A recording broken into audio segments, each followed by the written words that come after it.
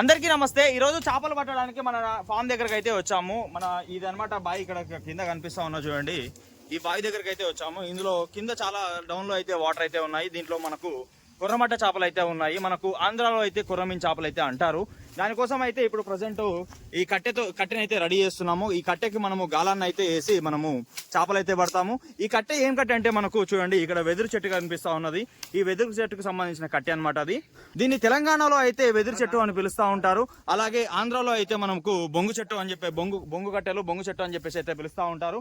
English లో అయితే మనకు బ్యాంబో స్టిక్స్ బ్యాంబో ట్రీ అని అయితే పిలుస్తూ ఉంటారు. చూడండి, ఈ కట్టె అయితే మనకు చేప మనకు వచ్చినప్పుడు, చేప మనకు గాలానికి తగిలినప్పుడు చాలా స్టిఫ్గా ఉంటుంది కాబట్టి ఎక్కువగా ఈ కట్టెని అయితే వాడుతూ ఉంటారనమాట. చూడండి, ఇప్పుడైతే ప్రజెంట్ ఈ కట్టెని ఈ విధంగా మనము రెడీ చేసుకొని మనకు ఇప్పుడు చేపలు పట్టడానికి అయితే వెళ్దాం. అరే, గాలానికి గంత పెద్ద కట్టేంద్రా, గంత చిన్నది. అదే మరీ లేదు సరిపోతుంది రా, అంతే అంతే ఉంటాయి. అవి కిలో 2 కిలోలు చేపలు అనుకుంటున్నాం. ఎట్లా? పావు కిలో ఉన్నాయి, అన్ని పావు కిలో చేపలే. గాలం కట్టే మనకు పర్ఫెక్ట్ గా ఉందా లేదా అనేది మనకు చెక్ చేస్తా ఉన్నారు. చూడండి, ఈ విధంగా మనకు గాలం కట్ట అనేది చెక్ చేసుకోవాలి. ప్రతి ఊరిలో చాలా బావిలు ఉంటాయి. ప్రతి బావికి ఒక పేరు ఉంటుంది. మా ఊర్లో కూడా ఈ బావికి అయితే జుబాయి అని పేరు ఉంటుంది. మనకు పాతకాలంలో జుబాయికి మనకు ఈ విధంగా 3 గనేట్రాలతో ఈ విధంగా చేసి మనకు దీన్ని మోట్లు అని పిలుస్తూ ఉంటారు. మీలో మోట్లు అనేది ఎంతమందికి తెలుసో నాకు కామెంట్ సెక్షన్ లో కామెంట్ చేసి చెప్పండి. పూర్వం ఒకప్పుడు పాతకాలంలో ప్రతి బావి దగ్గర ఈ విధంగా అయితే మర్రి చెట్టును అయితే నాటుకోవడం జరిగింది. మా ఊర్లో చాలా బావిల దగ్గర ఈ విధంగా మర్రి చెట్లు అయితే ఉండడం జరిగింది. మనకు ఇప్పుడైతే ప్రస్తుత కాలంలో చాలా మంది, ఎంతో మంది ఈ మర్రి చెట్లను అయితే కొట్టివేయడం జరిగింది. ప్రస్తుతం ఈ జుబాయి ఒక్క దగ్గరనే మనకైతే మర్రి చెట్టు అయితే కనిపిస్తూ ఉంటుంది. చూడండి, ఇంత పెద్ద చెట్టు, మర్రి చెట్టు అనేది మనము బావుల దగ్గర నాటుకోవడం వల్ల చాలా ఉపయోగాలు ఉండేవి. ఒకప్పుడు అయితే ఇంత పెద్ద వృక్షాలు ఉండడం వల్ల మన వాతావరణం చల్లబడి మనకు మేఘాలను అయితే ఆకర్షించి మనకు వర్షాలు ఎక్కువగా కురిసే అవకాశాలు ఉంటాయి. కాబట్టి ప్రతి బావి దగ్గర ఈ విధంగా పూర్వం మర్రి చెట్లు అయితే పెట్టారని చెప్పేసి అయితే నేను అనుకుంటూ ఉన్నాను. చూడండి, ఈ విధంగా చాలా పెద్దగా అవుతాయి మర్రి చెట్లు అనేవి. ప్రజెంట్ ఇప్పుడు కూడా చాలా మంది ఎన్నో చెట్లు నాటుతూ ఉన్నారు. కానీ ఈ విధంగా పెద్ద మర్రి చెట్ల లాంటివి, రావి చెట్ల లాంటివి అయితే మనము బావి దగ్గర కానీ మన పొలాల దగ్గర కానీ నాటుకున్నట్లయితే మనకు మన ఊర్లో కానీ మన పొలాల దగ్గర కానీ వర్షపాతం ఎక్కువగా కురవడానికి అయితే అవకాశాలు ఉంటాయి. కాబట్టి మీకు ఇచ్చే సలహా ఏంటంటే ఈ విధంగా మర్రి చెట్టును అయితే మనము నాటుకోవాలని చెప్పేసి అయితే నేను చెప్తా ఉన్నాను. పెద్ద చెట్లు ఎప్పుడైతే మన పంట పొలాలలో ఉంటాయో అప్పుడైతే మనకు పక్షి జాతులు అయితే ఎన్నో వచ్చి దీని మీద నివాసం ఉండడానికి అయితే అవకాశాలు ఉంటాయి. కాబట్టి దాంట్లో కూడా అవకాశాలు, మనము నివాసం ఇవ్వడానికి అవకాశాలు కల్పించడం వల్ల అవుతాం. కాబట్టి మనము ఇలాంటి పెద్ద చెట్లు, మర్రి చెట్లు లాంటి, రావి చెట్లు లాంటివి అయితే పెద్ద చెట్లు అయితే మన పొలాల దగ్గర పెట్టుకోవడం వల్ల పక్షులకు ఎంతో మేలు చేసిన వాళ్ళం అయితే అవుతామన్నమాట.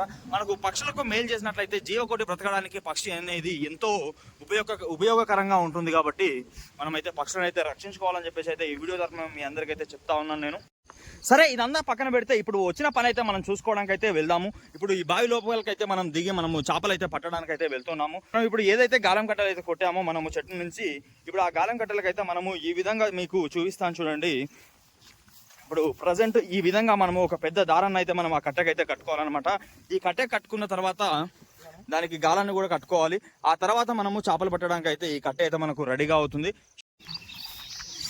చేపలు పట్టాలంటే మనకు కావాల్సింది ఎర్రనలు కావాలి. ఎర్రనలు అంటే వానపాములనే అంటారు చాలా దగ్గరలో అయితే. ఇప్పుడు వానపాముల కోసం అయితే మనము వెతుకుతూ ఉన్నాము. చూడండి, వానపాములను అయితే మనము గాలాలకైతే గుచ్చి మనము చేపలు అయితే ఈరోజు అయితే పట్టడానికి అయితే ప్రయత్నిద్దాము. మనకు ఎన్ని చేపలు పడతాయి ఏంటనేది అయితే ముందు వీడియోలో అయితే మనం అయితే చూపిస్తాను. చూడండి,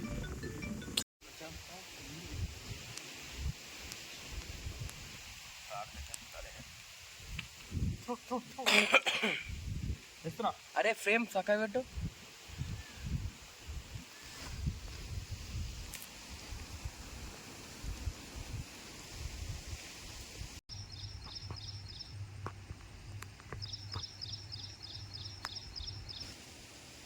మస్తు వర్త్ చేశాను నీకైతే. 2 పట్టినావుగా. నానకనగర్ రా. అవునవునవును, నాన్నగారు చెరువులో పోయి తెచ్చినాము. 2 కిలోలో ఎంత తెచ్చినాము. అప్పుడు తీసుకొచ్చి బాయిలు ఇచ్చి పెట్టినాం. అవి అప్పుడు ఇచ్చి పెడితే ఇప్పటి వరకు కూడా అంతే ఉన్నాయి, సేమ్ సైజు, పెరుగుతలేవు. అందుకే దీంట్లో అన్నీ పట్టేసేయాలి. ఈ బాయిల నుంచి దీంట్లో అన్ని ఈ చేపలు అన్నీ పట్టేయడం. ఇప్పుడు ఎంత పావు కిలో ఉన్నాయో ఇప్పుడు కూడా అంతే పావు కిలో ఉన్నాయి.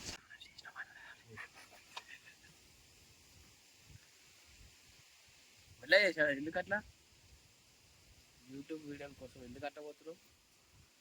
ఒకటి వస్తుంది రాదు పెద్దది. వస్తారు ఆడే గుండె మీకు అట్లా.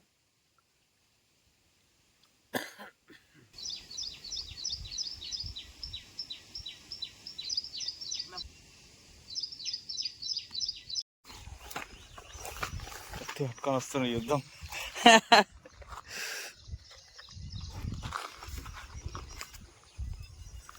సక్సెస్ఫుల్ గా చేపల వేట అయితే కంప్లీట్ అయిపోయింది.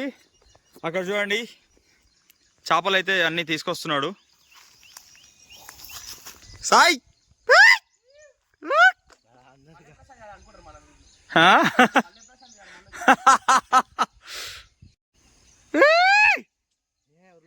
ఎన్ని వచ్చావురా?